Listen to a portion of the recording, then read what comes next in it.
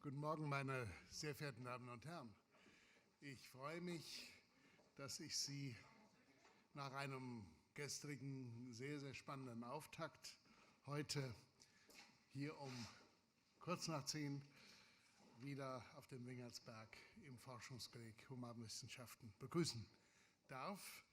Wir hatten gestern einen wirklich fulminanten und horizonterweiterten Vortrag von Clement Tockner, dem neuen Generaldirektor der Senckenbergischen Gesellschaft für Naturforschung in Frankfurt, ein wichtiger Partner für die Goethe-Universität, aber auch für das Forschungskolleg Humanwissenschaften.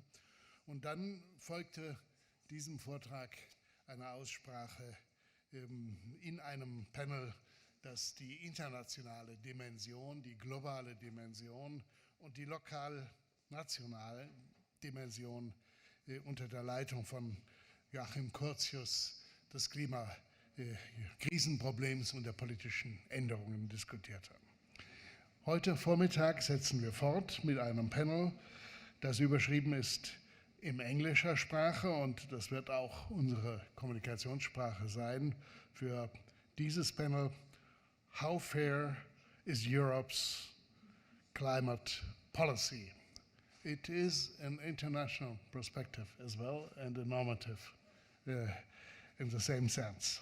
I'm very pleased to welcome Darrel Melndorf, who is the chair and moderator for this panel, and I would like to ask him now to continue. Thank you, Darrel. Dankeschön, Matthias. Sie haben schon gehört, dass wir jetzt auf Englisch... Oh ja, gut, danke. Ja. Ist es an? Ja? Okay. Sie haben alle schon gehört, dass es jetzt wird auf Englisch stattfinden. Thank you, Matthias. Thank you for the kind introduction. Thank you all for being here. We're speaking with one another, I think, at a very important time. I'll say a few words about why I think that's the case. After I talk, I will then introduce our panelists and ask each of them to speak for a few minutes, a short presentation of their views on the subject matter of how fair Europe's approach to climate change is, Europe's policies vis-a-vis climate change are.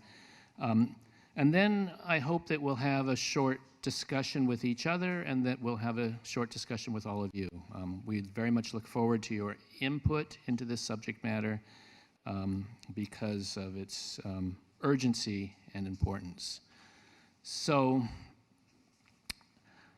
I think you're all aware that in 2015 there was a major meeting in Paris of the United Nations Framework Convention on Climate Change, and at this meeting there was a commitment to limit climate change, limit global warming to under 2 degrees, and if possible to 1.5 degrees. There was a report that just came out yesterday, I believe, from the UN that suggests that we're way off track with respect to that. In order to achieve that goal, we would have to reach net zero global emissions by the middle of the century. That means within 30 years, we'll have to entirely reorient the energy basis of the global economy. An enormous task, to be sure. That would be to hit 1.5. We may have 10 additional years, perhaps, if we want to hit if we want to hit 2 degrees.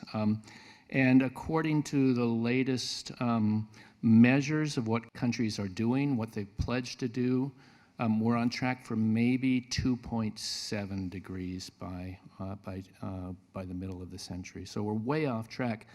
When we talk about degrees in this way, it's sort of easy to miss the importance of what these degrees mean. There was a report from the United Nations, from the Intergovernmental Panel on Climate Change on the impact of warming of 1.5 degrees. This appeared 2 or 3 years ago now. And one of the things that was said in this report, the Intergovernmental Panel on Climate Change, I should say, is the highest sort of scientific body that collates scientific information on climate change.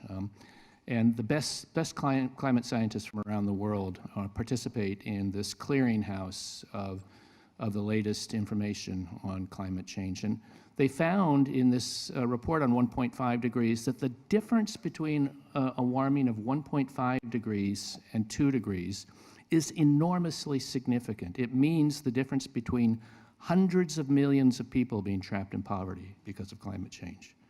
A half a degree means that. Hundreds of millions of people being trapped in poverty. So when we hear reports that tell us that that we're already way off track, that's a calamity for much of the world. And part of why we're here today is to talk about that and to talk about not only the fairness and the moral importance of meeting a goal like that, but also how we meet that goal, the fairness and the moral importance of the ways in which we proceed to meet that goals.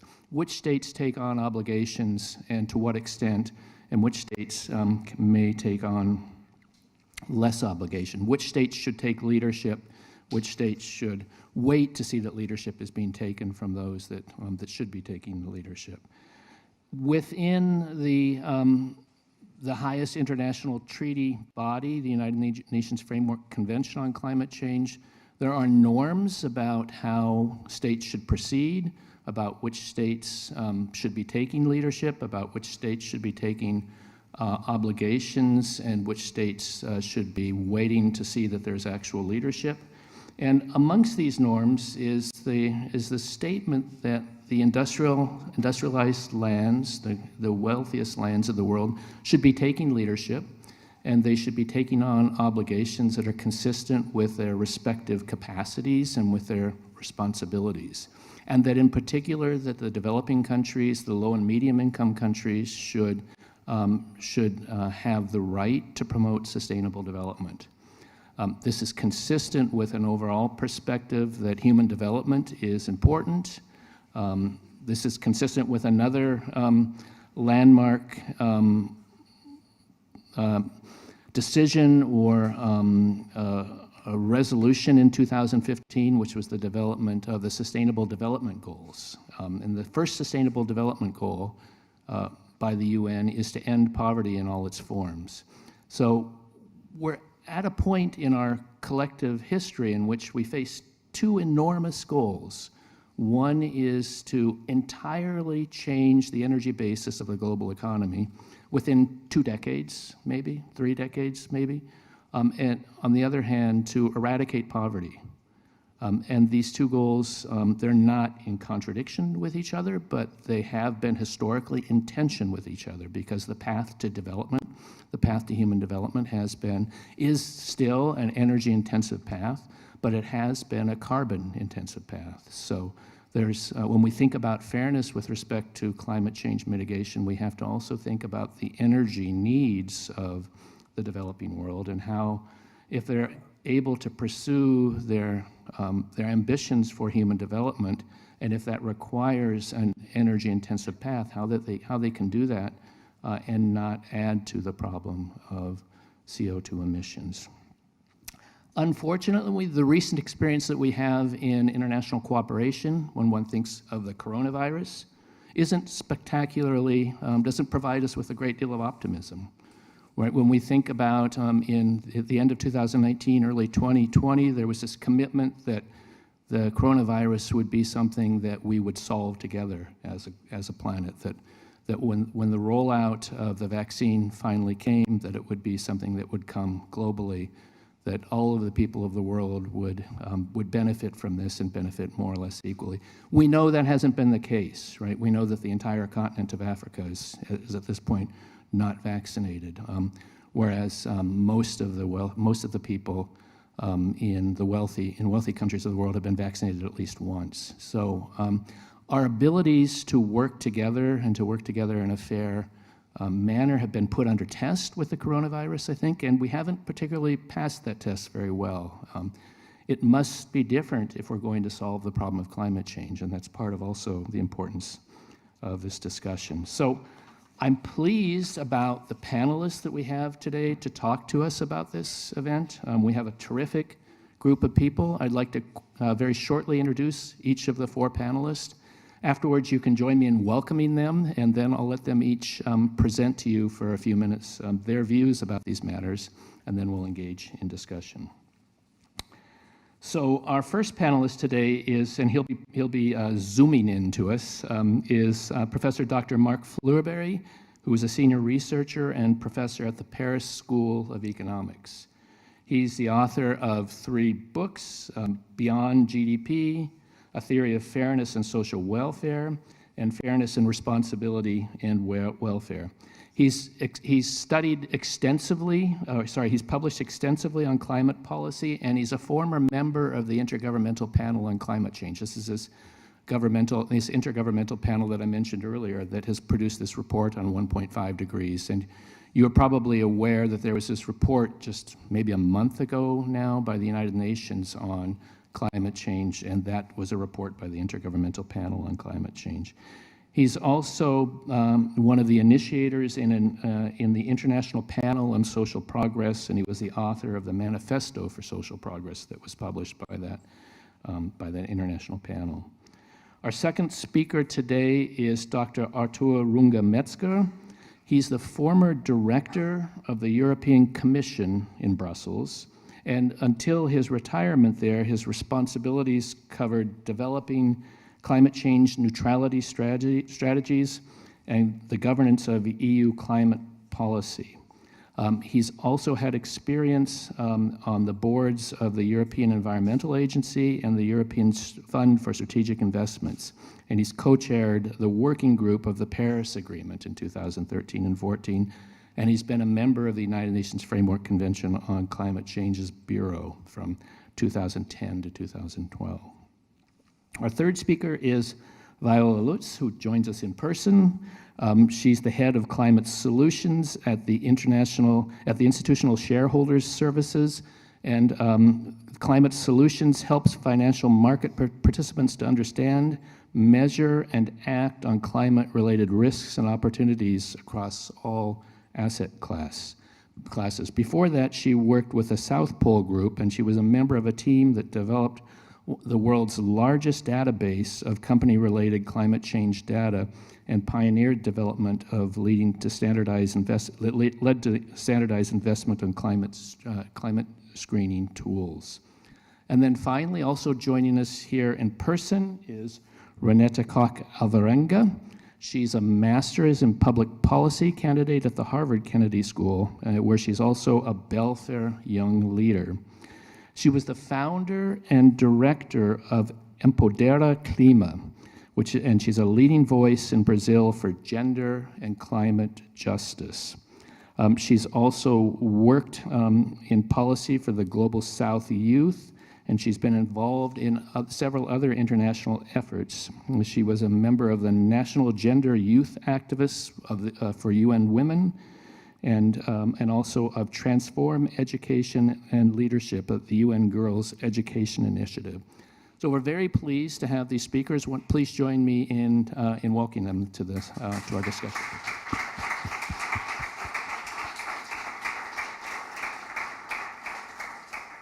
Okay, we'll go in that order. So first we'll have Professor Dr. Marc Fleurbaey.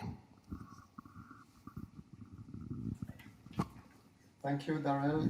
Can you hear me fine? Yes? Okay, good. So thank you for inviting me to this very interesting panel. The question that is posed to this panel is very hard to answer because the fair burden of the various countries can be defined in various ways, and this is a rather controversial topic. As you know, the UN Framework Convention uses this phrase, common but differentiated responsibility. And so this is a very diplomatic phrase, but very hard to flesh out. So I will limit my first comments on 2 points.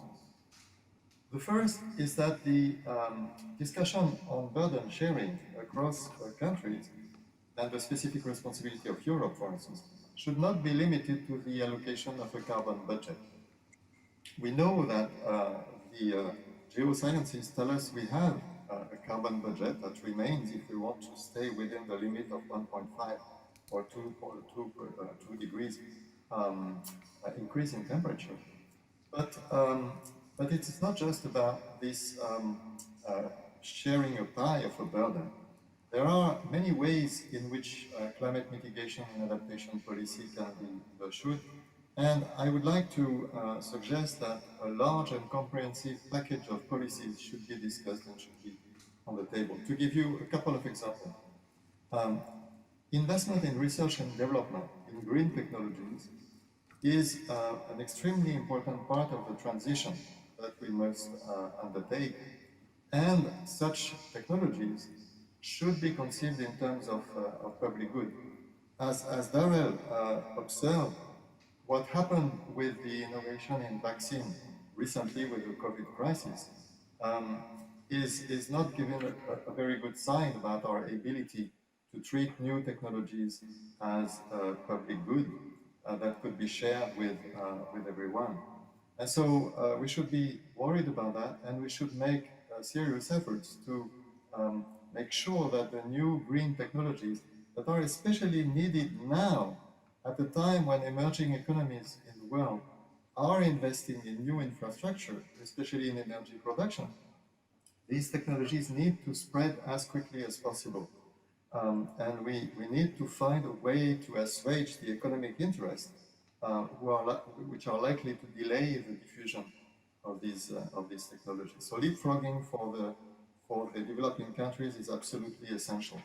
The second example I wanted to take is the linkage between various aspects which seem disconnected. So trade policy is something that should be connected to environmental policy at the global level. It is quite nice now, and Europe has this conversation. It is quite nice that people are considering linking trade advantages to the behavior regarding commitments to global cooperation, and in particular to environmental norms. So this is something that is great and can contribute to incentivizing various countries, and trade agreements or trade facilities can provide such incentives for more cooperative behavior. I would like to note, though, that we should be careful about the distributive effects of such linkages between policies. Recalcitrant countries that we might want to incentivize may have vulnerable populations, and it is a tricky equation not to harm these populations while providing sufficient incentives for these countries to make efforts toward the transition. Another point I'd like to make is that we should, again, not oversimplify the discussion by focusing on carbon budget, and we should allow differences in carbon prices to emerge. So there is a sort of folk wisdom in economics that a uniform carbon price at the world level would be optimal, and it is true that in some sense it would lead to the lowest possible cost of the transition. But on the other hand, economic theory tells us that the optimality of such a uniform carbon price depends on rather demanding assumption on the flexibility and the optimality of the distributive situation, and especially the redistributive tools that are used. And we know that both at the national, but even more at the international level, the distribution of resources is very far from something that is socially optimal. And so we should allow more conversations about the appropriate differentiation of the carbon price, and this raises difficult questions about how to link the markets that can occur in different regions and how to avoid substantial leakages. But I think these conversations are extremely important. The other topic I wanted to mention, again, on the same point of it's not just about the carbon budget, is that the pace of emissions abatement is quite important. The greater speed of decarbonization would slow down the increase in temperature. So for a given carbon budget, if the efforts are made early rather than late, this is good for slowing down the change in temperature, and this may be important for adaptation processes and in particular for biodiversity. It may also indirectly be good if there are some co-benefits of carbon policy, like for instance, recycling the carbon tax for social purposes to cushion the burden on the most disadvantaged populations, or also the cleaning of the air, the reduction of pollution. So the earlier this happens, the better it is. And so instead of talking about particular threshold dates like 2055 in Europe, as we say, or in France, we talk about 2050 for zero net emissions, we should be talking about the optimal pace of decarbonization, and maybe the same carbon budget should actually be spread over a longer period of time in order to make more efforts now and have a slower change in carbon. If I can just make another point now, very briefly, on the principles of fairness that can be invoked in the discussion of burden sharing, I'd like to share my my own questioning about historical responsibilities. I know that I've observed myself that this is a taboo in climate negotiations. The rich countries don't want to hear about that. But I think this is not a very smart political attitude in the discussion with other countries, because the rich countries have benefited a lot from their use of fossil energy for their own development. And they have been quite aggressive toward the rest of the world, especially through the colonial era. And even now, still, for instance, through imposing norms and mechanisms of dispute resolution that systematically favor their own interest at the detriment of poorer countries. I just discovered now that, in fact, geosciences provides another vivid example. Pollution by SO2 that was mostly produced in the second half of the 20th century by coal power plants, actually through a mechanism of changing temperature at various levels of the Atlantic Sea, has been the main cause of the stark drought in Sahel during the 70s and the 80s, right? So all these things that the rich countries have done, directly or indirectly, are harmful to the poor countries. Now, of course, it's hard to feel responsibility for the sins of our grandfathers or even our fathers, but nevertheless, I think we have to be very careful about this issue, because it is vividly in the mind of the countries that have been on the losing end of this history. Right. So to give you just a little image, imagine that your neighbors were much richer than you, in part because their parents invaded your property and exploited and destroyed your garden.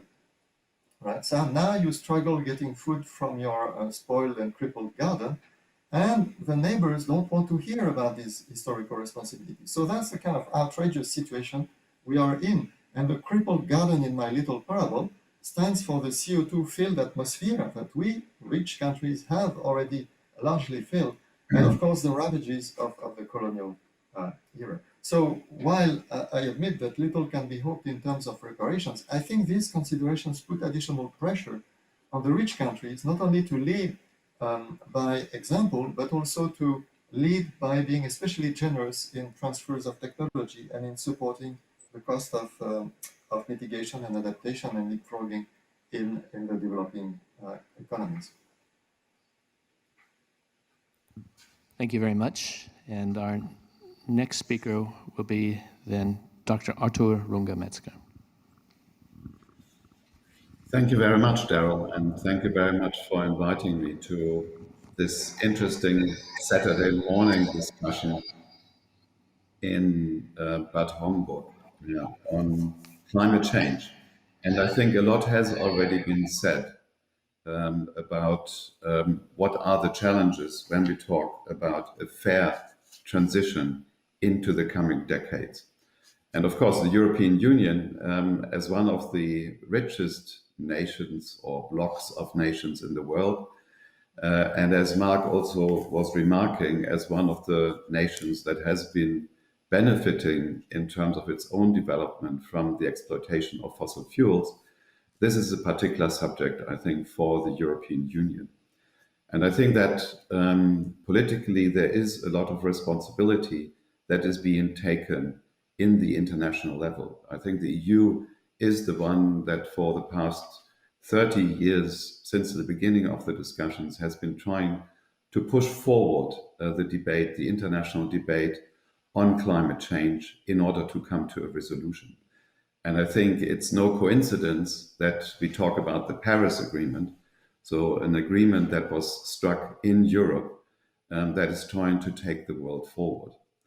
And the discussion since the beginning, I think, as Darrel and also Marc were saying, the central thing there was common but differentiated responsibilities and respective capabilities. And I think when you look at the history of the negotiations and the negotiations on the Kyoto Protocol, I think that led the whole international process into a little bit of a cul-de-sac.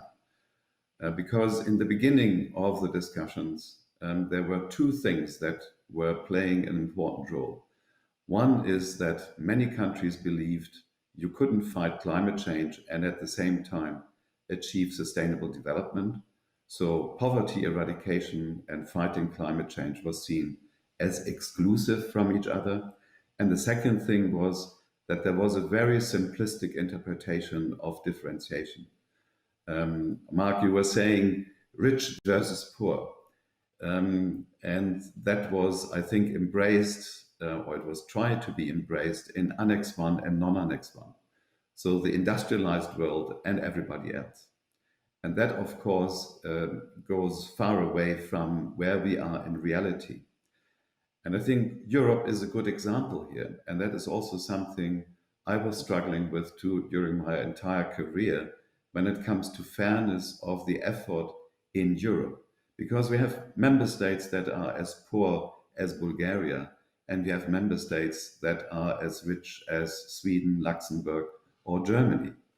So you always had to see kind of what is the fair contribution of each of the member states. So burden sharing or effort sharing, as it was termed at the EU level, is central to the debate. And it was very much based on what is the capability of everybody contribute. But it was not to say that there is some who couldn't contribute anything. And that was, I think, the big cul-de-sac of the Kyoto Protocol. If you remember back when the industrialized countries made their commitments, the assumption was that other countries in the world would follow from the non-Annex 1 part. And that just did not happen.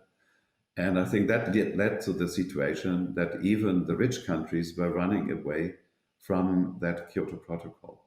So the Paris Agreement, I think, is a much better attempt because, as Marc is rightly saying, you cannot only look at the carbon budget as the only thing where we need to take into consideration the differentiated aspects, the poverty, the fairness aspect.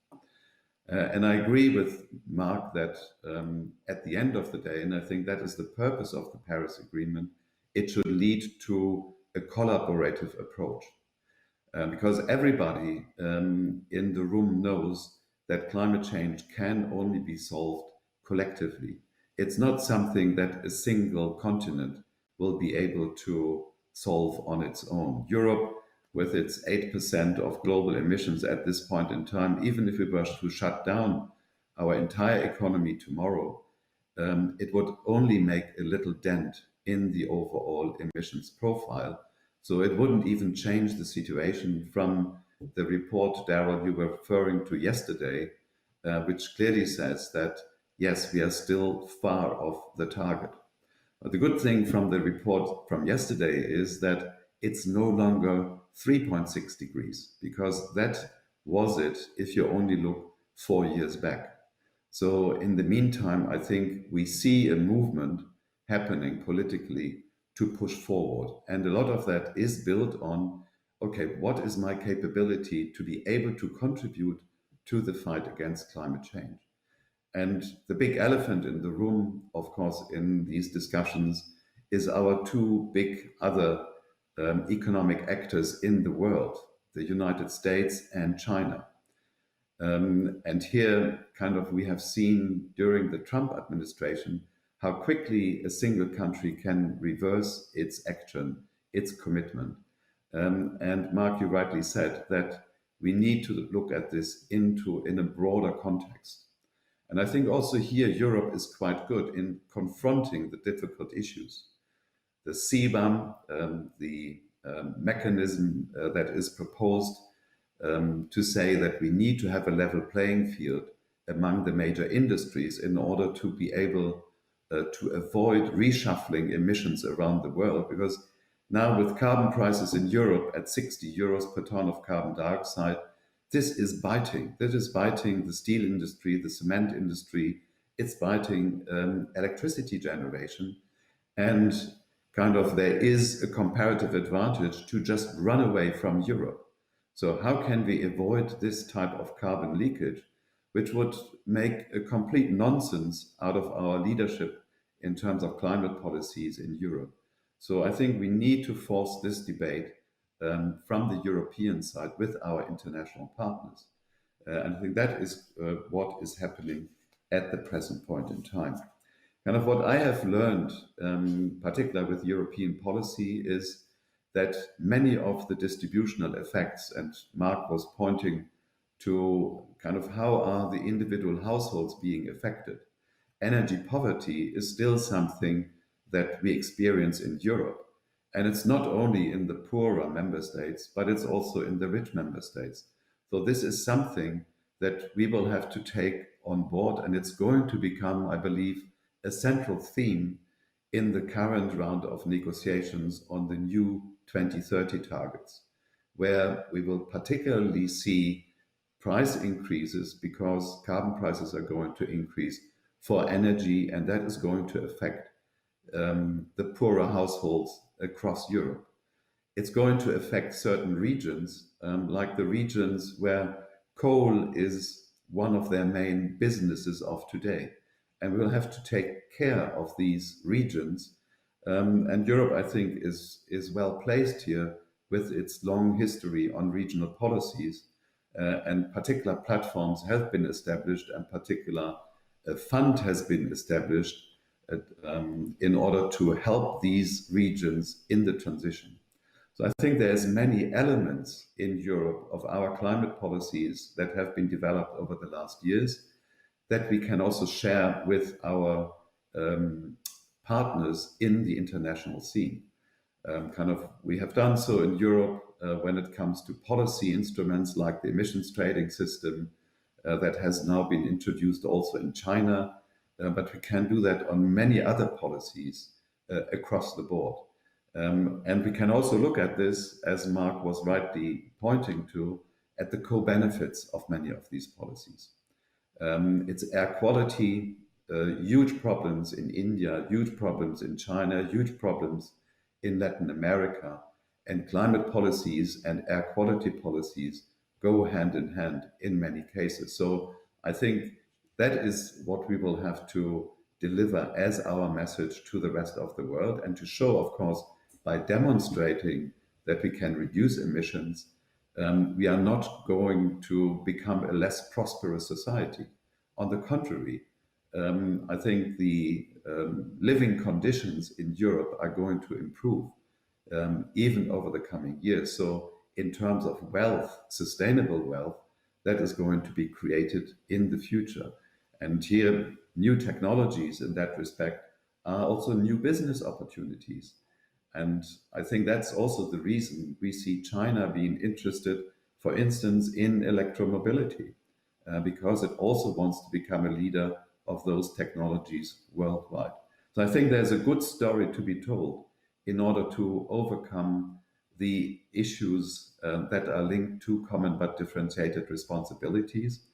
Of course, the political will needs to be there, and the Glasgow COP is going to hopefully show that there is an increasing political will around the world to tackle these issues rather sooner than later. Thank you very much. Thank you very much.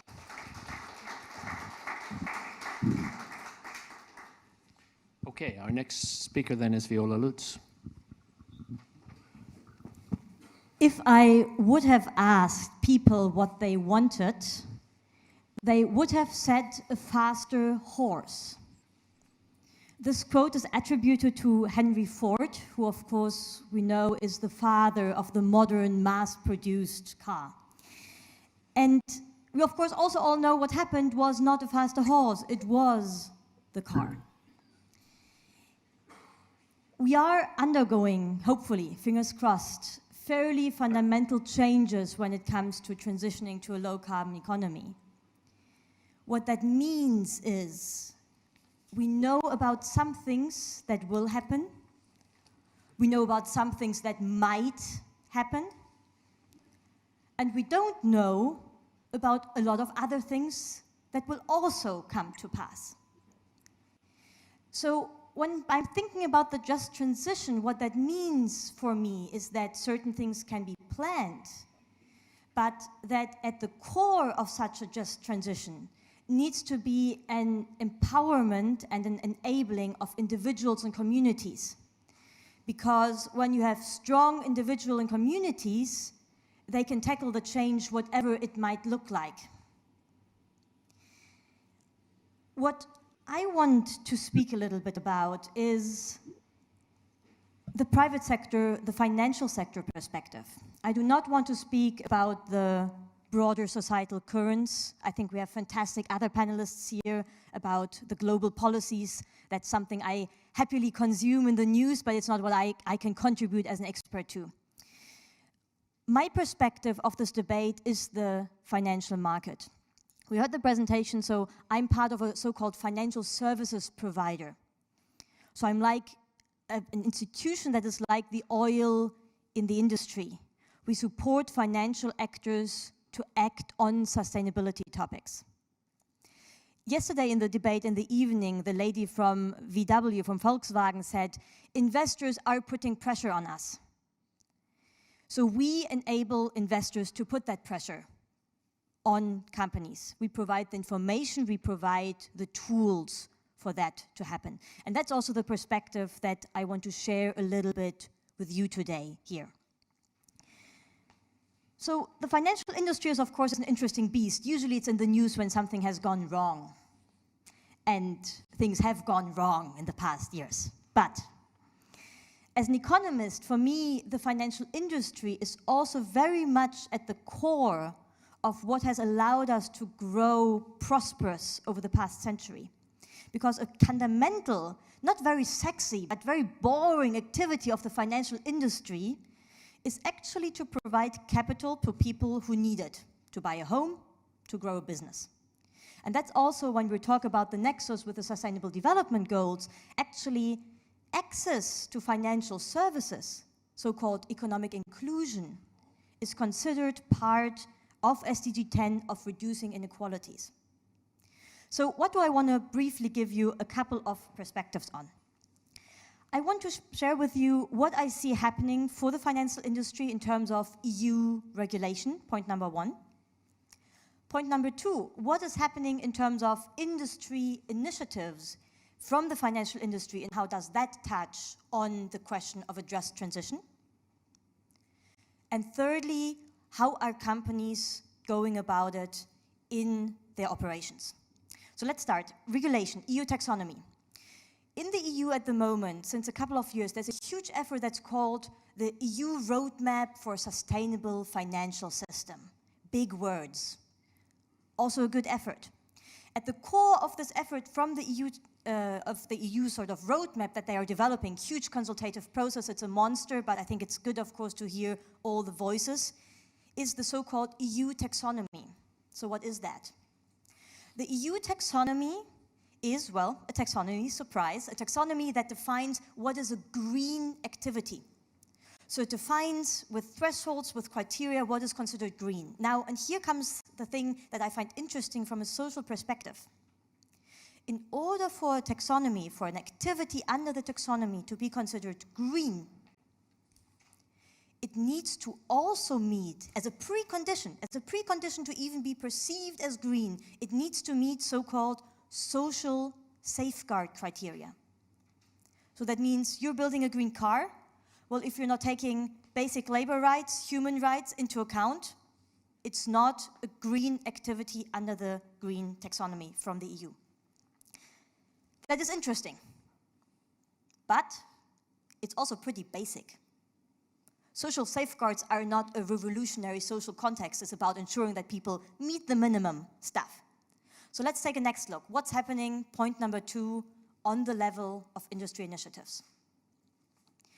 There is at the moment, and actually just since this year, it's a humongous momentum that I see. For good or for worse, a different discussion, maybe we have a bit of time for that. But there's a huge momentum around so-called net zero pledges. Net zero, of course, the concept of having netting out emissions by, depends a little bit on the date. The key date at the moment is 2050. So that means that any residual emissions put into the atmosphere are also removed, for example, with direct air carbon capture and storage. So that's net zero, just as a little bracket here in terms of definition. So there's a huge momentum around net zero initiatives from investors. That means what investors are financing in terms of companies, in terms of portfolio investments, is supposed to be on a pathway that leads them latest by 2050 to net zero emissions. So where does now the social component again come in? In the key frameworks that asset managers managing trillions and trillions of dollars under management, or euros for that matter, of course, in those frameworks, assessing companies not only on their reduction pathways, but also on explicitly the just transition considerations is an element that has been codified in these frameworks. And what they say is a just transition means that you take workers and communities into account, which I find very interesting, right? So again, here the idea that you don't think only about the decarbonization, you also think about social elements. Again, a but. Because this is a pretty abstract concept. Take workers and communities into account. What does that even mean, right? And that brings me to point number 3. So what are companies doing? What is specifically happening in how companies operate? And here, when the SDGs were passed, indeed, the entire idea that the financial industry looks at companies also from the perspective of all the SDGs has become more and more common. So specifically, what are companies looked at? Companies are looked at in terms of what are they doing? So for example, are they providing renewable energy to communities? SDG 7, right? Sustainable energy. But what is also being looked at is how are they doing it? Are they, for example, taking, of course, social considerations and worker rights into account? Are they consulting communities? And are they providing broader access to energy? All of these efforts, I think, are very good, and there are a couple of companies that really put an increasing focus on providing access to energy in a good way. Of course, it's also a good market, right? So there's a business to be had, but all these elements are being paid attention to. I again want to put a but. Because while these social considerations and what a company is doing and how a company is doing are increasingly taken into consideration, I think what still remains open is a more systematic connection between what that also means from a climate perspective. So what all of that leads me to is we do indeed have social considerations that play an explicit role at the EU level in a very basic way. In industry initiatives, in a very abstract way. In company perspectives, in a way not necessarily connected to the climate. So I don't have necessarily any answers for you today, but more a couple of questions that I personally also wonder myself about, and where I certainly hope that more discussion is happening, because in my field where I am, there are not necessarily tremendous amount of answers, but certainly more questions to be answered. And I would say one element is, how can this be better combined? What does it mean even for a company practically to take a just transition into account from a climate change perspective? And what is and what isn't the responsibility of companies in the financial sectors in enabling these changes? So with these questions, I also very much look forward and certainly hope for a lively debate, and would also be very curious to hear from my fellow panelists of what they are thinking. And I'm happy to hand back to our moderator. Thank you very much.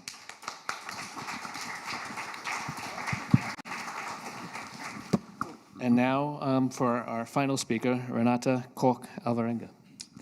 Thank you very much, Darrel. Hi, everyone. Good morning. I have to say it's such an honor and privilege to be here. I'm a 24-year-old climate advocate from Brazil. So I stand here before so many amazing panelists that have worked in climate policy for many, many years, which I hope to do one day. So really, really humbled by this opportunity to give you some of my experience in the field, which Darrel mentioned in my introduction a little bit, but most of my work has been focused on youth advocacy in climate policy. So really bringing that energy, that creativity, that boldness to the COP spaces, for example, to the UNFCCCSBs, to those very high-level spaces, which usually happen in Europe, which we can also discuss when we're talking about climate justice, geography, and where are the most affected people when we're thinking about climate solutions, right? Climate ambition. So I've been fortunate enough to do a lot of that work, but I've also been able to work for the Foreign Commonwealth and Development Office of the United Kingdom for a few years in Brazil. So it's been interesting to get that perspective from the other side as well, and what one of the countries in Europe, previously in the EU, has been doing to advance climate justice in the global south, in Latin America, in Brazil, where I'm from. So it's been an interesting ride, seeing that and hearing from all of you how the European Union, how European countries can contribute to climate justice. Because I think at the end of the day, climate justice is just ensuring that the people, the countries, the nations who are least responsible for creating climate change, creating the current issue, the current huge challenge we're facing, and what's their responsibility right now, right? So I was reading some of the initial thoughts on the flyer for this conference, and I think everyone here mentioned the principle of common but differentiated responsibilities of the UNFCCC, which is, again, super, super important. But we see that we're still far behind on achieving those, right? We had the Kyoto Protocol, which didn't really consider a lot of the developing countries in terms of responsibilities. And I think that's interesting because we talk about the developing world as this one big group, right? But for example, Brazil, South Africa, China, India, they're emerging economies who also have contributed greatly to climate change, right? So considering all of those perspectives and putting those groups in different boxes, I think it's important as we consider our climate ambition for the next few years. And I did want to touch on climate finance, which I think is something that might be part of the discussion as we move into the Q&A. But right now, as we're talking about climate responsibilities, goals, and the role of developed versus developing countries, we have to talk about climate finance. We have this ambitious goal of $100 billion with the Green Climate Fund from the developing world to be delivered to the developing world. And we see we're not really there yet, right? I think the latest data that we have is that we have about $80 billion gathered, which sounds like it's near the target of 100 billion, even though that is an annual goal. So of course, we're a little bit behind on that.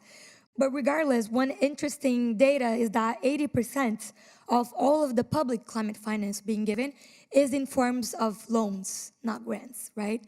So I think that also touches upon this very important principle in climate justice, which is what's the responsibility in the next few years of these small island developing nations, of poorer countries, underdeveloped countries, in paying back those loans as well, because we can think about everyone's responsibilities, but we also have to think about the burden that these countries will face and are facing. Darrel mentioned in the beginning of his presentation the difference between 1.5 degrees Celsius and 2 degrees Celsius. Doesn't sound like a lot to a lot of people, especially sometimes when I'm talking to young people who are involved in the climate movement. It's a lot about science, so we try to make it more fun, but specifically this 0.5 degree difference in temperature can make it or break it when we're talking about the lives of indigenous peoples in small island developing nations or countries all over Africa, all over the Caribbean, which we're seeing now with a bunch of the development issues and the climate disasters. So I really do think it's important for us to, when we're in these panels, when we're in the UNFCCC conferences, to really turn it back to who are the most affected people. What does it mean to achieve $100 billion of climate finance to developing countries in terms of survival, livelihood, right? And basically the protection of indigenous peoples, which I think, for me, coming from Brazil, you can't really ignore that. When we're talking about climate justice, we have to talk about the people who are not only the most vulnerable, but leading the change, right? The indigenous women who are leading the climate initiatives in the Amazon, inside the Amazon, but often don't have the space to, or the opportunities, or even the language and the resources to attend these events and give their thoughts and really center us back to why everything that we're talking about here is important, right? Some of you also mentioned COVID, which I think we can't really back away from. And I really do think that the COVID-19 crisis, the current global health crisis, is just a sneak peek of what we're going to see with the climate crisis in the next few years and decades. So seeing all of the recovery packages, the trillions and trillions of dollars that mainly developed countries have allocated and given out for COVID-19 vaccines and to make sure that we're able to go past these crises, really shows how easily, when we have political will, we can do that with climate as well. And we haven't seen that all that much. So I really think that when we're talking about Europe's role in climate policy, we have to, again, center back to what are the resources we currently have available and what's the political will, right? So that goes back to our elected officials. And I will say that in Brazil, it's not looking much better in terms of positive outcomes, in terms of politics. But I do think that we have the space to make the situation a little better by ensuring that we have that political will.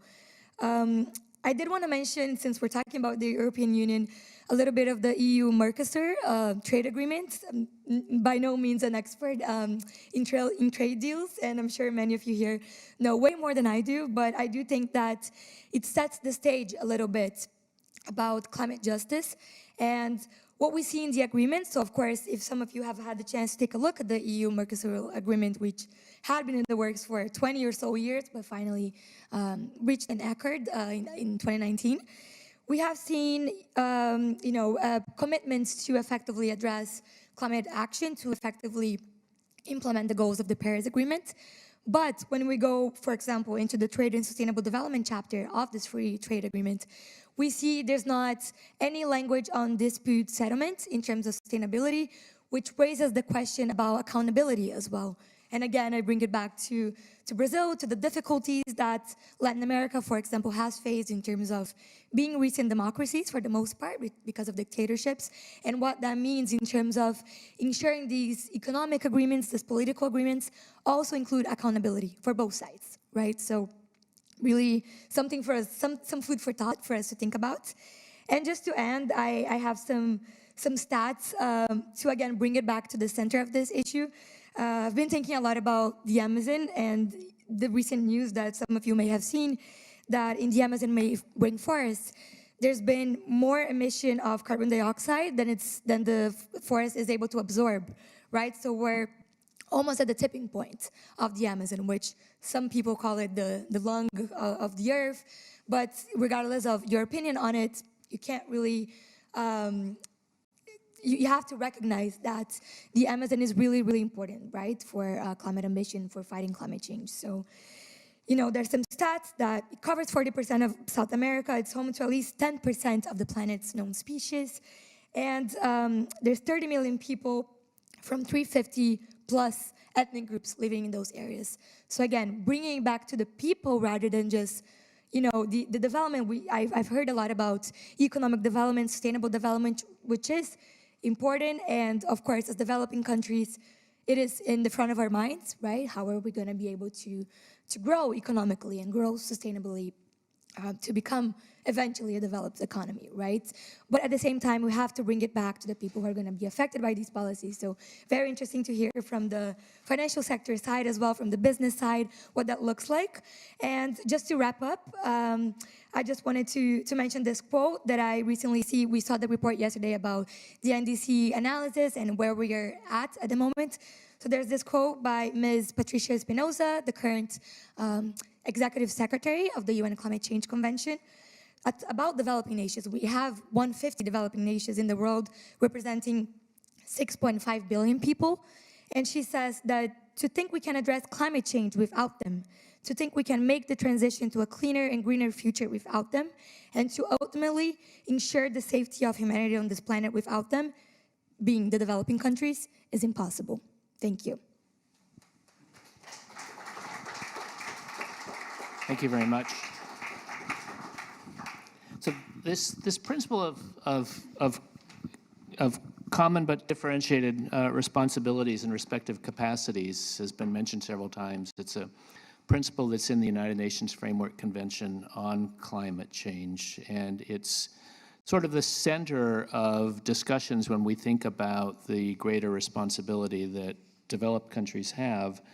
Many of you have made reference to it. There's all sorts of reasons, good reasons to think that it's important, the greater ability of the European countries to handle the problem, the history of emissions, the greater contribution to the problem, the benefits that we've all reaped from industrialization, the standard of living that we all enjoy.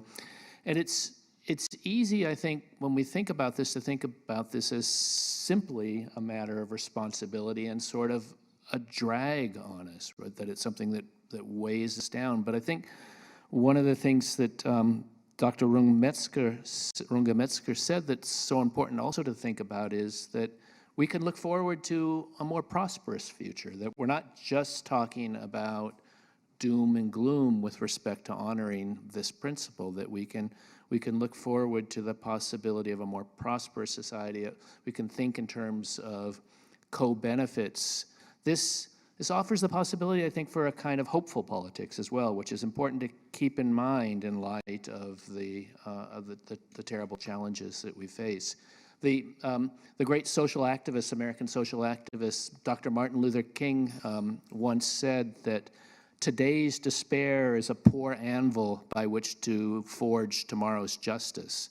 And I think that that's deeply important. And I guess part of what I wonder in these discussions, and I'd be curious to know what you all think, is what concretely would be examples of a kind of hopeful politics in which Europe meeting its obligations under this principle of differentiated, but common but differentiated responsibilities and respective capacities, Europe meeting its obligations to the developing world would also be instances of Europe forging greater prosperity for its own citizens. So I'd like to prompt you in whatever order you'd like to answer that question, to provide a few thoughts.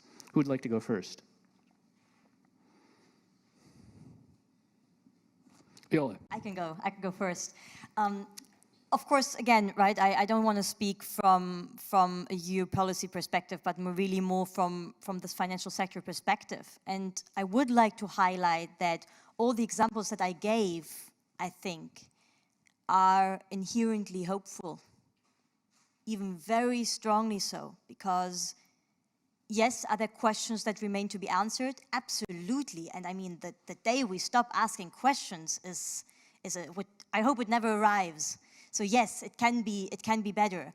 But all the developments, so EU regulation on EU taxonomy, defining what does it even mean to be green, enshrining the idea that green isn't without social, net zero initiatives from the largest asset managers and asset owners out there, companies paying attention to social elements, irrespective of whether or not the type of activity they're doing has kind of an obvious intuitive element, but kind of this thinking that it's not only what you do, it's how you do it, and to put that into the core of your business. I think all of that is very, very hopeful overall. And it's a development, and that's, I think, where personally my hope is coming from, that I've seen evolve dramatically over the, after all, relatively few years of my professional life. So I entered the discussions about sustainable finance, I would say, right when it took off. And so in the past 6-7 years, I've seen an acceleration of action that I do find very stressful from a service provider perspective, because it means you always run behind in terms of methodology, in terms of product development, but also very hopeful because you do always run behind, because there's more discussions going on that you have to catch up to. And I think this momentum is something that I have a deep hope about, that we also see changes. And let me just give you one example why I am specifically hopeful about that. As part of my job, what we also do is we give so-called second-party opinions on bond issuances of large corporations. And the latest trend is that a large corporation, for example, we've worked with quite a number of very large meat producers who are headquartered in Brazil. So what they do is they say, I'm issuing a bond to get capital, and the coupon, so the interest rate I pay on the capital that I'm raising, is linked to a sustainability target. For example, a climate target. And if in 5 years I'm not meeting my climate target, and of course that target needs to be audited and verified and so on, then I'm paying a higher interest rate. And what makes me hopeful is that we've had a number of discussions. I'm not saying that some of these issuances are absolutely perfect, but I think some of them are really strong. And what makes me hopeful is the CEOs and CFOs of these companies are at the discussion table. And we've had instances where they came to us with ideas for KPI and that said, this is what we want to do. And then we said, well, you can do that, but this is what we're going to write. It's not enough from a climate target perspective. And then they said, oh, okay, wait, yeah, okay, okay, let's see again. We'll come back to you in a couple of months. And then they did come back, and it was more ambitious. I would never say that we are at a point where it's completely enough. I think the target, I mean the decarbonization pathway, if you really let it sink in, it's dramatic. We are far off from that. But there are a number of very specific instances where I see key decision makers at key large companies listening and paying attention to that, because there's a civil society that also pays attention to it. There is a regulation that also pays attention to it, and there are academics who give fantastic basics and reference points to judge these companies against. So that gives me hope. Good, thank you. Would anybody else like to? Yeah, Dr. Fleurbaey, Marc. Yes, I think actually we live in a paradoxical period, because the transition is possible, and it can be a transition assuring prosperity for all. We have almost the technology to get there. We have almost also the institutional knowledge. We know a little bit about institutions for democratic decision-making and cooperative decision-making at the world level as well. The problem that is really hindering our efforts is the sharing of the responsibility, right? So we have a prosperous era in front of us, but there are efforts, there are transitions to make, and there are two issues which are problematic. One is short-termism. So in the long run, many things appear very good, but we have to go through a short-term period of effort. And so when we look at, for instance, Artur Runge-Metzger was absolutely right to insist on the economic opportunities offered by the development of green technologies. Absolutely. But you can look at that in two ways. If you look at it in the short-term perspective, you'll try to beat the competition, and you'll try to harm the competitors, and you'll try to grab the sector for your own national development. And that's a very short-term perspective, and that will harm the long-run development of the industry. And so, so that's one thing. The related problem is the narrow perspective on a small circle of interest versus a broader perspective, right? So if we made a great effort now to help the developing world leapfrog and develop and eradicate poverty, that would be fantastic in terms of opportunities for joint development. But in order to do that, someone must make an effort, must pay the contribution, the initial contribution. Some inventors must share their technology, and so on, right? So who will make these efforts? That's what is hindering us. So I'd like to be hopeful, and we should be hopeful. We have no choice, because we have great opportunities in front of us. Unfortunately, we are quite clumsy in the management of the sharing of responsibilities. That's the main obstacle. Thank you. Yes, yeah, Dr. Runge-Metzger. All right. I like how Marc was ending his intervention, saying we are quite clumsy in terms of how we are making decisions. My observation is that this is just about the politics in order to push a particular issue forward.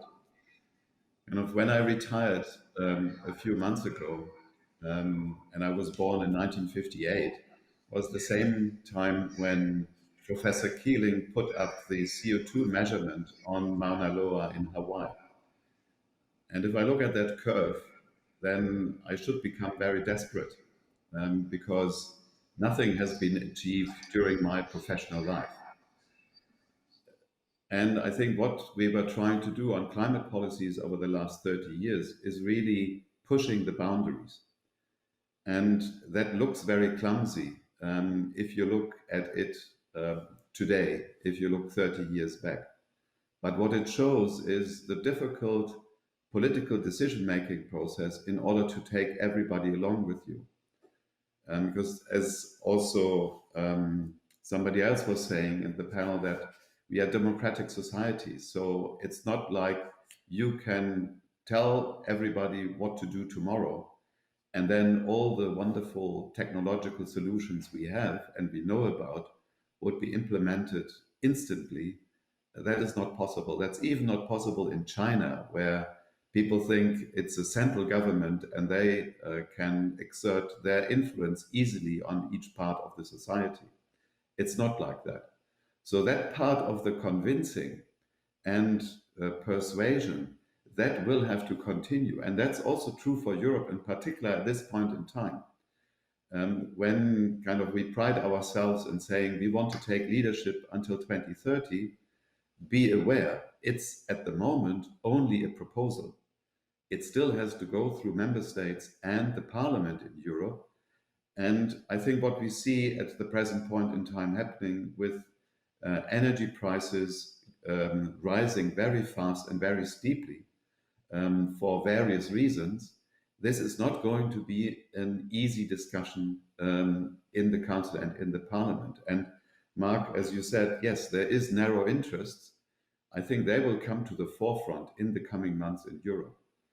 So I think it will be quite a struggle also to even make that NDC that's already in the UNFCCC report of the EU, make it happen in reality. And that also relates to the financial markets. It's great to see all the developments that are happening there, and so many companies making their promises.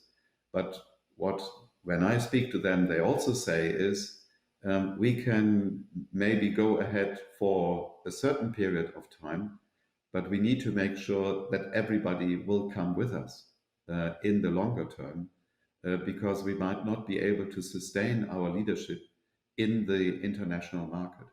So I think that's also something where we have to look at, apart from, I think, a second issue, which is are we measuring those efforts in the right way or not? Because there is, and I think everybody needs to be honest, also a certain amount of greenwashing that is going on, and that adds to the clumsiness that we see in the decision-making process, in the political process. Thank you. Thank you. Renata, yeah. Yeah, just to add a quick point on the national responsibilities, especially because we are in this week of discussing a lot of the updated NTCs, the nationally determined contributions. And one interesting point that I just wanted to bring to your attention, because I do a lot of work on gender and climate specifically, so how specifically women are more affected by climate change and why it's important that we have more women in leadership roles for climate justice. When we're looking at the NDCs from 2015, submitted between 2015 and 2016, most Annex 1 countries, so that list of mostly developed countries, I think the European Union is also in the Annex 1 list, they haven't included any reference, right, to human rights or climate justice in their NDCs. That has changed now a little bit in 2020, 2021. But most of them haven't included as much as we see in small and developing states, Latin American countries, African countries. So I think it's really important that we also focus on the national policies as well, because we have these big goals. We talked about the 2030 Agenda of Sustainable Development, the Paris Agreement. How does that translate to the national level, to Congress, depending on where you're at, or Parliament?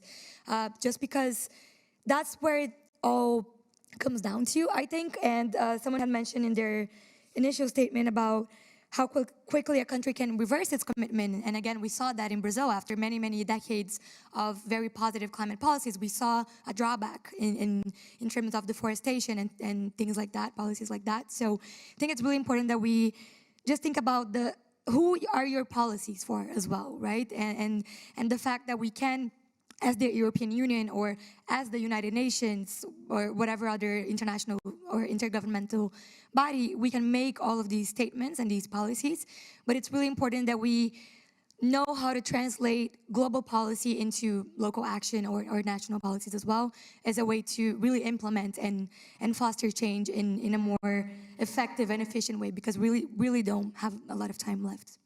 Terrific, thank you. So this conversation is prompting responses from the audience, I see. So I'm happy now to take input or questions from the audience as people have them. I've seen 2 hands so far. We'll go first. If you could please introduce yourself when you ask your question, that would be, I think, helpful for us all. So we'll go first to the gentleman here in the back row of the red. Yeah, microphone is coming.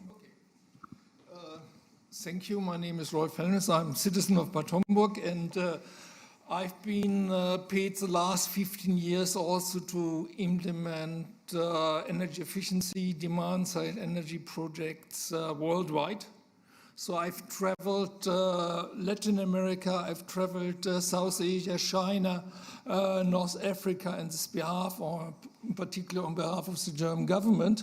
And I must say, when I came, when I followed this discussion here on responsibility, I heard very much about finance, but actually this contradicts my experiences. Actually, finance is not the bottleneck. If I would have found one nice project, it would have been no problem in getting €1 billion within 3 years to finance this project. But what I find were very small projects where we need a lot of capacity development, a lot of work, in particular in working with public sector organization in getting it started and making first structures. So for me, responsibility doesn't mean finance. Finance is there, but it needs capacity.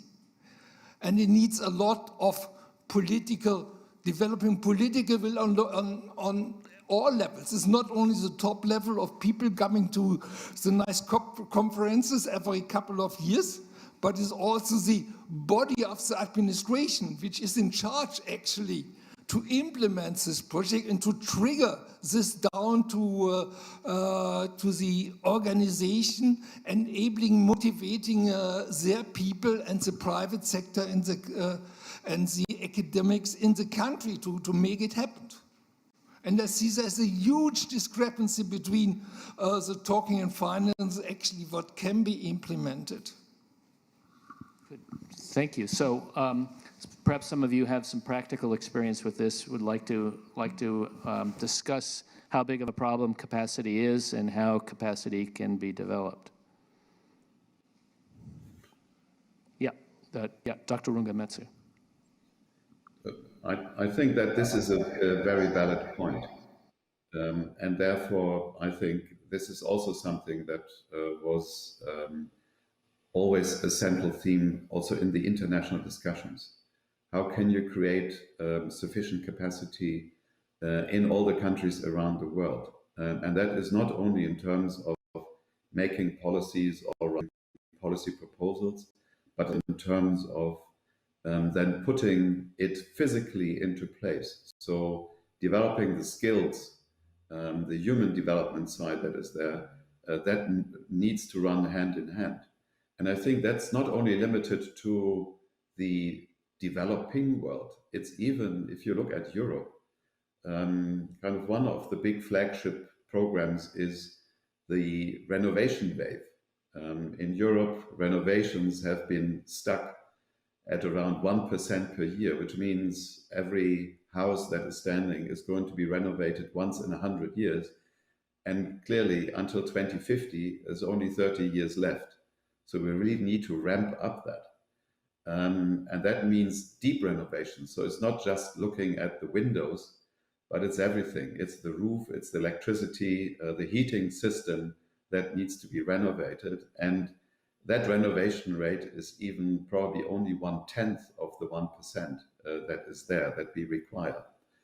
But here we even have capacity problems in Europe in terms of having sufficient hands to do all these renovations. And even the knowledge, if you talk in some areas to your small and medium-sized enterprises and you say, I want to have a heat pump, they might say, oh, hang on, we don't think that the heat pump is really what you need. Let's rather go for the gas boiler, because they know how to install that, but they don't know exactly how to do heat pumps or solar panels. This is getting better, but at the current rate, I don't think that we will even achieve our targets in Europe. More capacity building is necessary everywhere. Thank you. Does anybody else from the panel want to address this? Or, yeah, Frau Lutz. Follow-up question actually to the panel, because I found it very interesting. Already yesterday evening in the debate there was this point about the 100 billion and that indeed there was a gap of a good 20 billion, and the lady from the GIZ said that the one element that she saw as being part of the reasons for the gap is the lack in the private sector and the financing of the private sector. So it's actually something the sort of public climate finance, so that's maybe good in terms of terminology, that I think sometimes the terms get mixed. So climate finance in a public sense often relates more to public-private partnership, relates to public government spending going into climate-related topics. And at the same time, there's a debate where the exact same term is being used of climate finance, where it's purely about the private financial sector, the private financial markets and private corporations, talking about financial flows that relate to green, to climate-related elements. Just to put that out there, because I find it, for a long time, I personally also found it very confusing that you speak about climate finance, and depending with whom you talk, they mean vastly different things with vastly different enabling factors and elements behind that. That being said, I would be very curious to hear from my fellow panelists as to what is this private sector gap of these 20 billions, if I may, and apologies to the moderator. Anybody from the panel want to address that? All right, I don't see any overwhelming enthusiasm to. No, okay, Dr. Runge-Metzger, please. I don't want to be the one who is always responding. What is clear is that private sector is going to play a key role. In effect, at the end of the day, all the money that is being spent in this world or invested in this world has to follow sustainable development principles and has to be in line not to do any harm to climate change. And we are far away from that today. So there's definitely a lot to be done, but that depends to a large extent on the regulatory framework. If that is not going to change fast enough, not only in Europe, but also in other parts of the world, I think then the private sector is not going to just change on its own. So it needs this conducive, enabling environment many people are talking about. And I think that was, if you look back at Paris in 2015, because many people asked, yeah, but why you decided in 2015 the new agreement, and it really only comes into effect in the year 2021. Why are so many years in between? Because all of this requires a lot of preparations. Regulation is not like manna that falls from heaven, but that requires democratic decision-making processes. And I think the report that came in yesterday on the NDCs, it just gives you a snapshot. Where is this world and where are the different nations around the world in implementing it? And it's very clear that we are behind schedule. So there needs to be an acceleration that needs to happen in the coming months, in the coming years, when we come to the first kind of real stock taking in the year 2023 under the Paris Agreement. So there's 2 years left in order to try to make good for what was not done over the last years.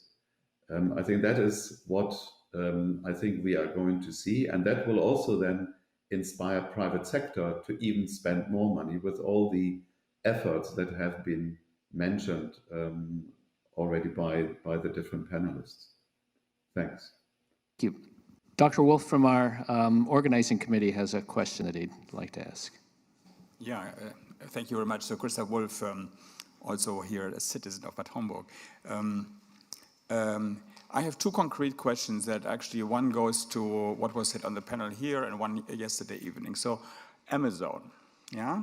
So I think the IPCC report couldn't be clearer in terms of urgency, yeah? It's also very clear in climate science. So this is not a linear curve. It's actually, it's non-linear, and it could actually be a situation where there's different domino pieces, yeah, that actually make each other tip, and the Amazon is actually one of the key pieces. Yeah. So now, unfortunately, in Brazil there is actually a climate skeptic government we have witnessed kind of this exchange with Mr. Macron, say, how can you actually do this? And then, the government in Brazil being elected actually by majority, apparently being somewhat popular still, saying, well, that's for us, yeah. So it's a Brazilian people. Now, what do you do about this? Yeah. So how can you bail out the Amazon actually? Yeah. So from a global perspective. So what can you do about it? Yeah. So that's question one.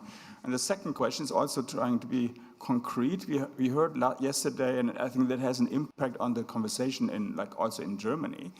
There's still coal-fired power plants being built in the world, yeah, and they're basically built in emerging countries on the narrative that it's the cheapest of all, yeah.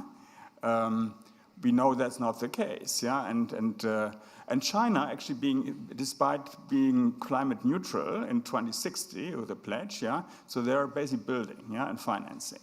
How can you make sure that, how can you stop that? Yeah? So how can actually COP be used to stop more coal-fired power plants being built in emerging markets? Great, thank you. Terrific questions. Let's take them one at a time and talk first about the problem of preserving the Amazon and the problem of preserving it when there's a government that's not as committed to it as many of us in the international community think it needs to be. Would you like to go? Yeah, please. Yes, thank you so much for that question. I think it's the million-dollar question, right? What do we do when we have such a challenging government in that sense? And that's why I mentioned earlier that it is important that we have nationwide and state policies rather than administration policies, right? Because governments can change every 4 or 8 years, and then suddenly policies can change and what we do about it. So on the Amazon, I mean, I completely agree with you. It's a fact. I even have some data here that Brazil's deforestation rates have been the highest in the past 12 years, right? So that tells you something. If we're moving towards this climate ambition momentum, why is it worse than it was before, right? And I think a lot of that, yes, it's because of government policies. And Viola, you were talking before about the private sector, and I was thinking a lot about the meat industry, as you said. What are the interest groups of the governments, right? And in Brazil, we know that the meat industry is huge. And there's a bunch of Congress people that have those interests in mind when they vote for bills. We have a ton of very controversial bills on the floor right now in Congress, in Brasilia, which is our capital, about diminishing or undermining indigenous lands, taking away their land rights. So how do you kind of mediate everything that's happening at the international level? A lot of the European countries making commitments to help the Amazon, and then nationally or even locally, you see these very controversial policies affecting indigenous peoples and affecting the land, honestly. So I think what I've seen recently, not just in Brazil, in the US as well, is a lot of state-level action or local-level action, which has been really interesting. In Brazil, there's been, especially after everything that happened between President Bolsonaro and a lot of other countries that were trying to help the Amazon, including France, I've seen a lot of commitments and public statements from local governments, so city halls and also state governments, especially in the north and the northeast, a lot of countries that are closer to the Amazon, because Brazil is huge, so you have to really take into account which areas of the country are mostly affected or have that as a priority in their local policy agendas. So I've seen a lot of that in terms of when we don't have that national level support, we can shift back to the local level action. And there's been wonderful initiatives doing that, like C40 cities and Rio de Janeiro, where I was working before, has been leveling up a lot of their commitments as well in terms of developing a local climate action plan, right? And that has proven to be interesting. I'd love to hear what that has been like in different European countries, or even in Bad Homburg in Germany, and really see how we can share and exchange experiences to continue to do our work and do it better, right? Because I think at the end of the day, this is what this panel is about, just exchanging best practices, because sometimes we can't really rely on national governments to do that, unfortunately.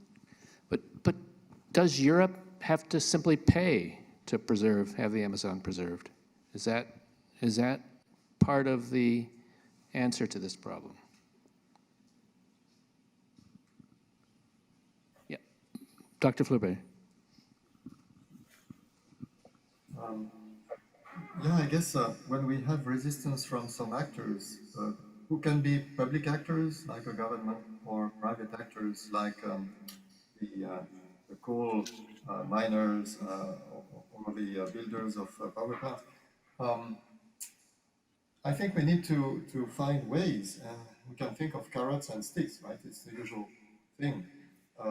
So on the side of sticks, there can be penalties for bad behavior. And so when we talk about trade restrictions, that can be in the form of the sticks that would incentivize actors to behave in a better way. The stranded assets issue is indeed quite problematic. So we need to leave most of the coal in the ground and a lot of the known reserve of oil in the ground as well. So how can we do that when important actors will really lose a lot of money out of that? So I guess we've seen in history many examples of expropriation of people. I'm not sure we are able in many cases to do something like that in that case, and so bailing out may be the only realistic way of proceeding. So I'm afraid we have to be realistic here. What can work? And it's not just a matter of fairness, because there is so much power play in this game. What can work should be the main consideration. What is really tricky about a situation like the Amazon is you have global commons, right, where we need something that is a cooperative at the global level, and so it's not as if we could just think of having a club of virtuous countries who would do something great and would solve the thing on their own. We cannot do that. We need everybody on board, and so we need to really find ways to have everybody on board.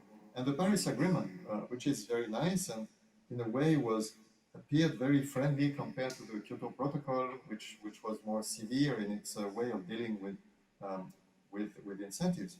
The Paris Agreement is unfortunately very weak on the side of carrots and sticks. So it needs to be supplemented with much more heavyweight tools to really incentivize the bad actors, if I may say. Yeah, Dr. Runge-Metzger. I think on the first question, how can we save the Amazon? I also see the Amazon as a global common for the many reasons Renata said. And a few years ago, I would have said, I think we have solved the problem, because there was this international Amazon fund, which was trying to help to conserve the Amazon. But I think the recent developments show that if the national government doesn't buy into this any longer, then things can be reverted very quickly. And I would agree with Renata that at the moment, probably the international community cannot do much more than try to exert political pressure from outside and to support subnational regional, local initiatives in order to avoid the worst. On the second question, in terms of coal, I think there is, again, a finance model that is being developed at the moment to think of coal plants as like bad banks, which you can buy out and kind of at the same time build renewable energy and the alternatives. And then at the same time try to address some of the social questions in terms of transition. Of course, this will also require that the governments where this is going to take place are going to play ball. But I think that there is at least kind of a technological, an engineering solution to it in terms of financial engineering. So it's now time to test this idea and to find a few partners here that are going to finance it. And I think this is something that is also discussed in the context of in the run-up of the COP in Glasgow. So hopefully we might see some initiatives coming from there. What's your view about what workers in these industries and what communities in these industries are owed? How should that be addressed? I think there's several issues. First of all, there's the issue of, okay, if I have a job in that industry, what am I going to do next? So there needs to be initiatives to say, okay, what's the business, the alternative business for these regions? And kind of if you look at a rich country like Germany and you see what is happening to some of the coal regions and what is planned in terms of new infrastructure, in terms of new industries to be put there, in terms of public administration, research institutes, of course, that can be solved, I think, rather easily. If you go to the poorer neighbor like Poland, it's more difficult, but it's doable because it's happening. If you look at Upper Silesia, which was a region that was so dependent on coal and is still to a certain extent dependent on coal, a lot of industrial development has taken place, and part of that is the agenda of the future, like the production of batteries in those areas, and that will give new jobs in those areas. And in a similar way, one will have to think of countries like China and India to see, okay, what is the alternative business and how can we deal with that and how can we then make this transition happen? Good, thank you. Are there other questions from the audience that I've missed? Sorry. I had a comment, but I would say if there are so many questions from the audience, I think just in the interest of time, I would love to hear them. Back here then, please. We can come back to you. Hello, good morning. Irene Sieg from beautiful country of Hesse. Unfortunately, I missed the lecture yesterday, but we can listen to it and we can read also the wonderful leaflets you have.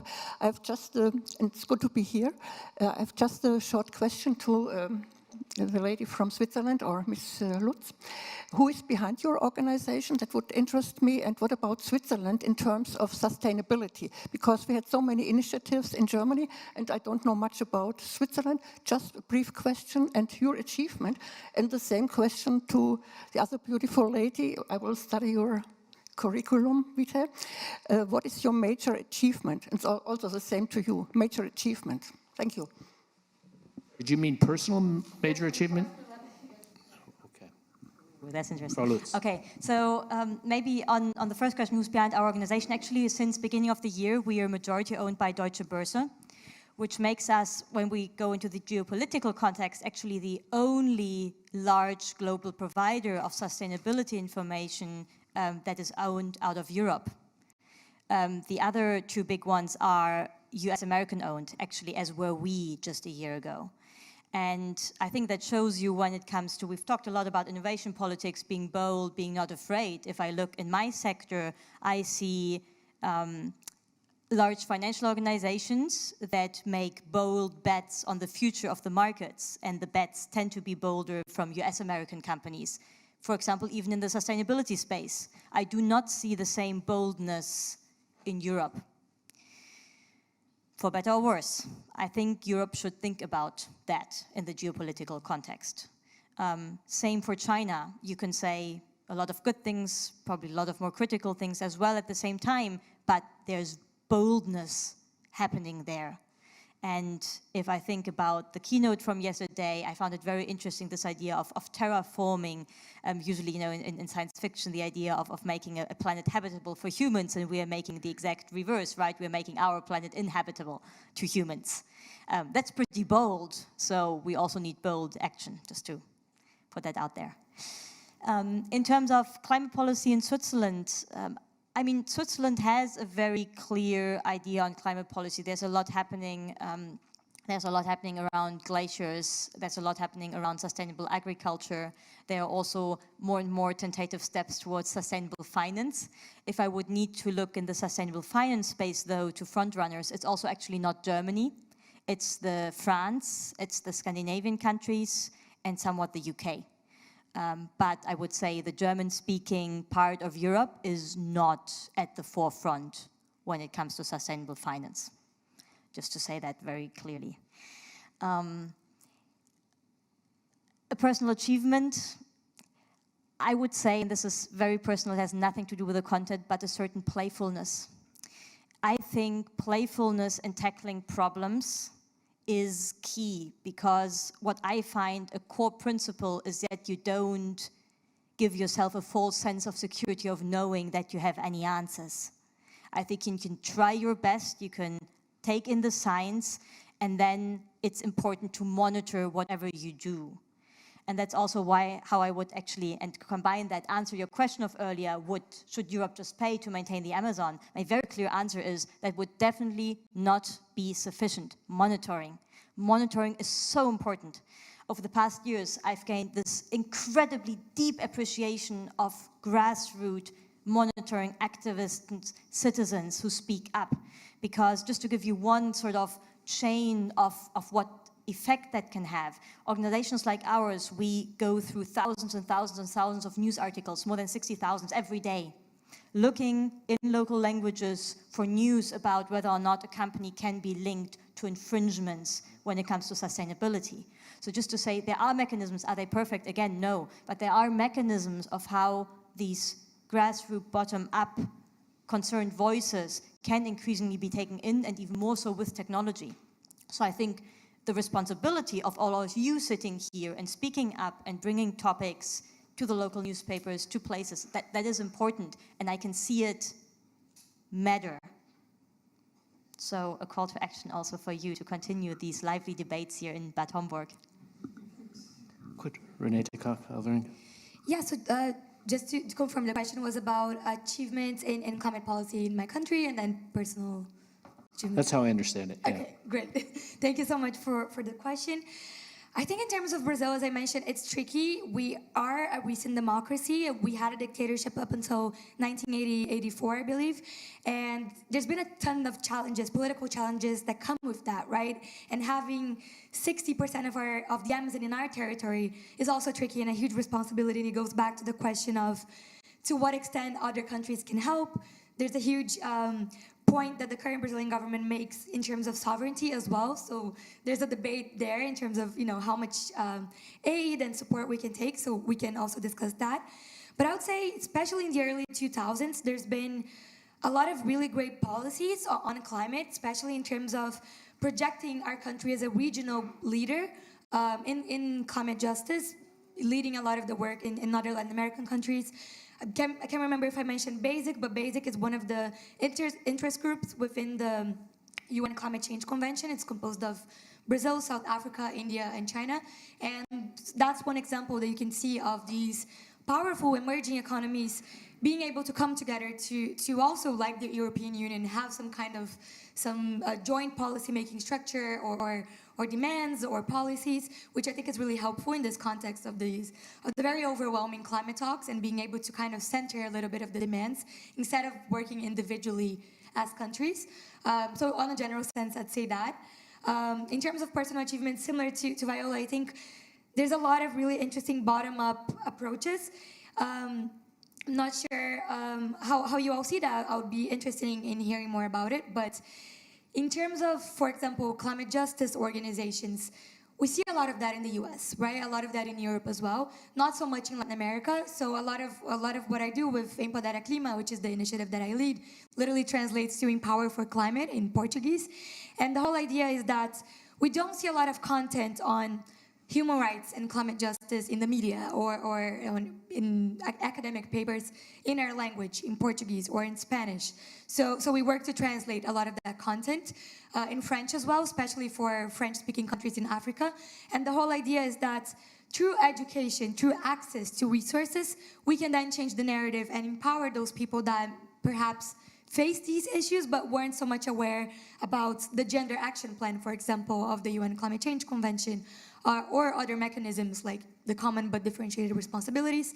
And by translating all of that, not just in the literal translation between English or French into Portuguese or Spanish, but translating in terms of content. So we often talk a lot in Brazil about tropicalizing the Paris Agreement or tropicalizing the Gender Action Plan and what that means in the local context. How do we get the Green Climate Fund or the Adaptation Fund and make the commitments there or the opportunities there understandable to indigenous communities who can then apply for those funds? Because right now, I think there's a huge gap in that. So a lot of my work has been to bridge that gap a little bit with a youth focus and a gender focus. So we call it an intersectional focus, bringing all of those parties together to make sure that they're part of the conversation, not so much as the vulnerable and victimized stakeholders, but as the leaders in making change as well. Founding and directing a climate justice group with intersectional focus is a major accomplishment. Thank you. Yeah. There's questions in the back. Yeah, back here.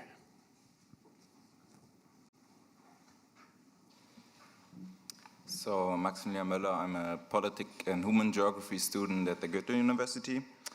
Dr. Fleurbaey said in the beginning that we shouldn't be afraid of different carbon prices in different regions. And Dr. Runge-Metzger said later on that we need to care that big companies don't relocate their facilities, their production facilities, to avoid those big carbon prices.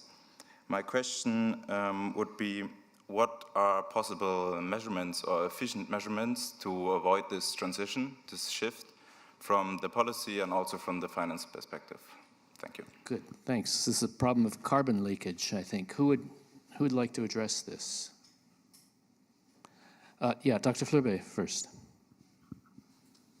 Yes, thank you for this question. Indeed, as I said, leakages should be taken into consideration, and there are various ways of doing that, but the carbon adjustment fees can be one of that, right? So if you move your production abroad, but then if you want to import the production back to the country and you have to face these fees, then you lose the profitability that comes from evading the carbon price.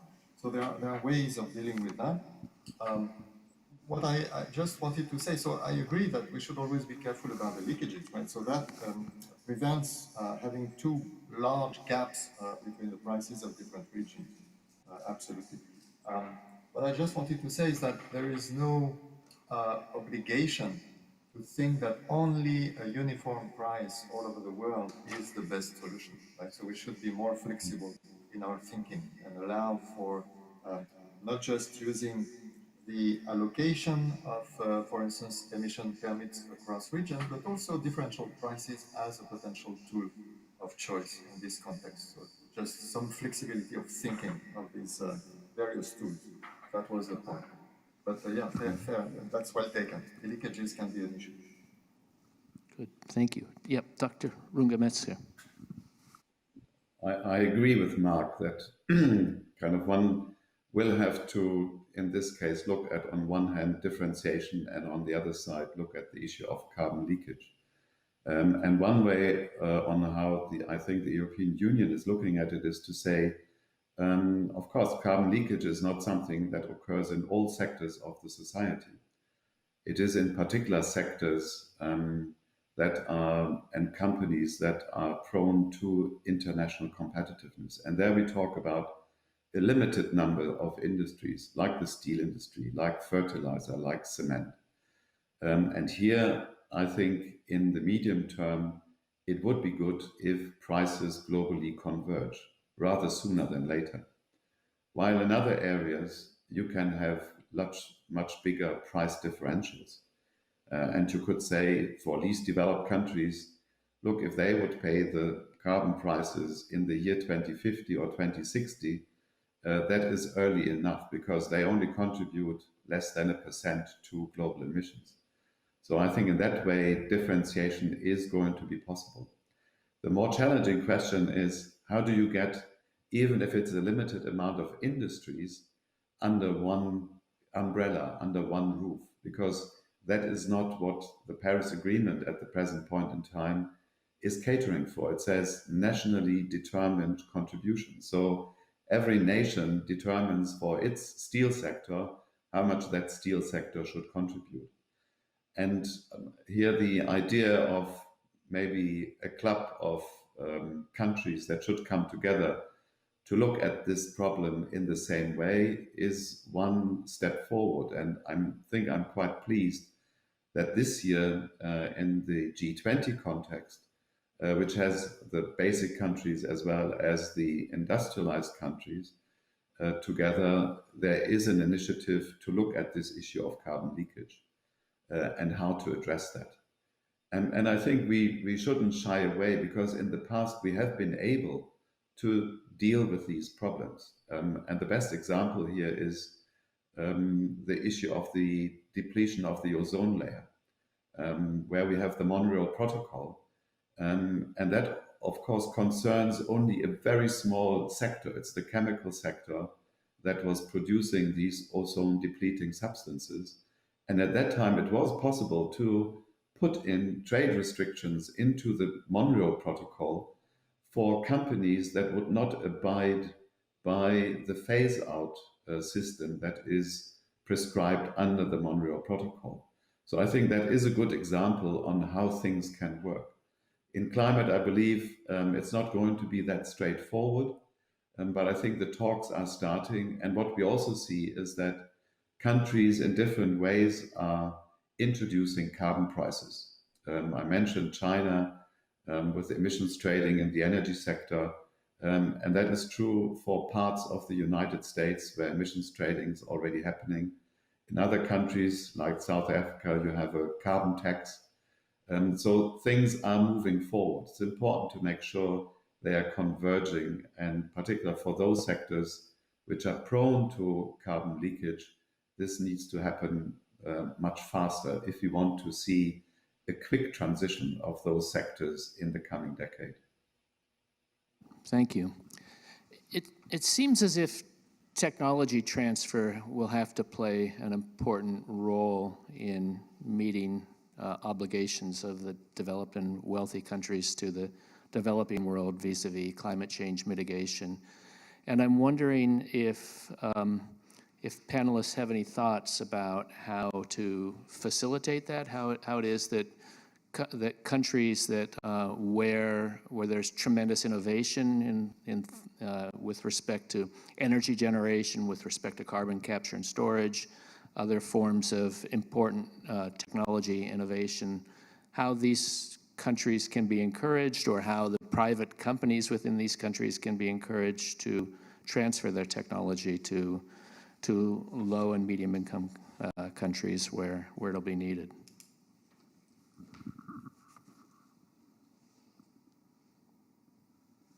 Yeah, Dr. Fleurbaey.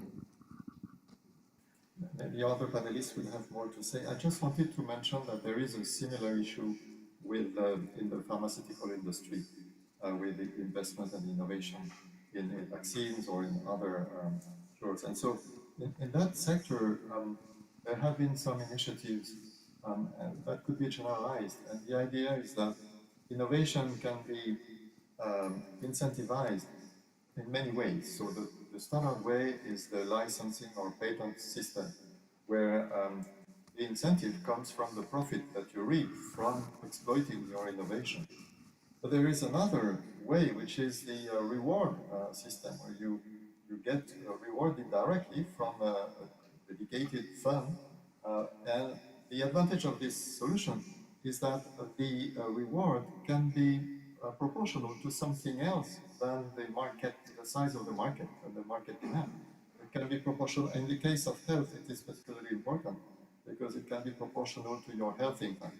And so that is something that can be great, for instance, for incentivizing malaria treatment. I guess something similar could be said about climate solutions, right? So the impact of certain technologies on climate should be rewarded, not just proportionally to the size of the market, but according to the impact on preserving the planet. So more conversation of this sort should take place, I believe. There has been, in the policy debates and economic debates, there has been a variation around these things, and so the debate has sometimes favored the patenting system and sometimes the reward system. So it might be time to look seriously at the reward system again. Good. Other thoughts from panelists yet? Dr. Runge-Metzger. I think there are good examples when it comes to technology transfer. And I think if you look at the international discussion on technology transfer, about 20, 30 years ago, it was like, okay, you have to give me your technology free of charge. And that, of course, was a non-brainer, I would think, in this whole debate. And in the meantime, it has become much more mature, because I think the reality also shows how it can work. And the example I want to refer to is renewable energy. If you look at renewable energy and the initial investment into research, which was straight subsidies, huge amounts of subsidies, particularly in Europe. I think Denmark was one of the countries that was really spearheading this, where everybody said, why the heck are you spending so much money on that? And it was very expensive in the beginning, even the initial rollout and the whole debate in Germany on the feed-in tariff. The origin of it is trying to deploy the renewables. But I think in the meantime, what we have seen is that we reached economies of scale, and that this is a real success story all around the world. And there was somebody in the panel saying there's a lot of loans that are floating around when it comes to climate finance. I think a major part of those loans is there in order to help deploying renewable energy, which in the end is a successful business model.